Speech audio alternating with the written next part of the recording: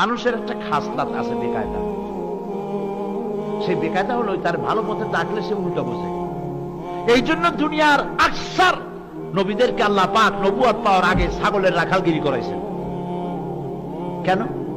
তার কারণ হলো যত প্রাণী আছে পৃথিবীতে ছাগলের মতো বেয়ারা ছাগল আর নাই। কিরকম?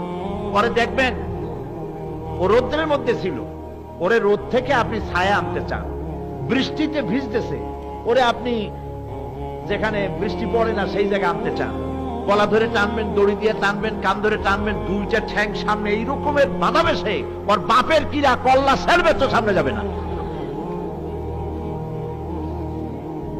ওরে আপনি নিরাপদে আনতে চান, সে দৌড়াবে এদিকে, ওদিকে যাবেন সে যাবে সেই দিক, আপনি যাবেন সামনে সে যাবে পিছনে। এই জন্য ছাগল পালা খুব ধৈর্যের দরকার। নবীদেরকে নবুয়ত পাওয়ার আগে ছাগলের রাখালগিরি আল্লাহ করাইছেন, কারণ এরপরে তোমাদেরকে রাখাল হতে হবে এমন একটা জাতের যারা এই ছাগলের চাইতে বেকায়দা। তারা কারা? এই মানুষ। ছাগলরে আনতে চাইলে সে শুধু ঠ্যাং দিয়েই ফিরাইছে, কিন্তু মানুষকে আল্লাহর পথে ডাকতে গেলে তারা মারধর করেছে। নবী করিম সাল্লাল্লাহু আলাইহি সাল্লামের মতো এত বড় শ্রেষ্ঠ মানুষকে তারা পাথর মেরেছে, গালি দিয়েছে, মারধর করেছে।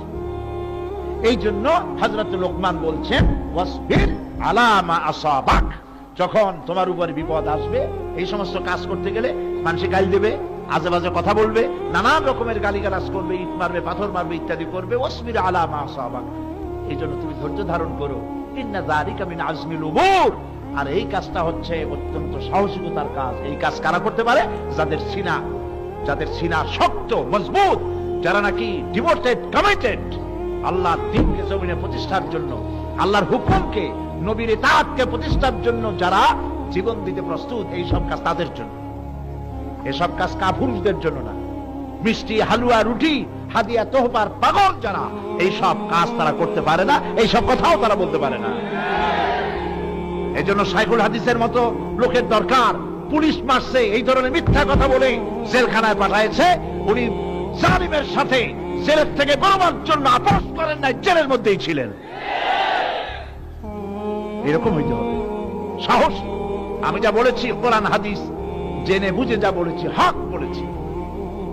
সুতরাং আমি আমার স্থান থেকে, আমার বক্তব্য থেকে আমি সরে যাব না। আমার জীবন যেতে পারে, আমি আদর্শচ্যুত হব না। ইন্না যালিকা মিন আজমিল উমুর, এটাই হচ্ছে সেই বক্তব্য আল্লাহ পাক শিখাই দিলেন।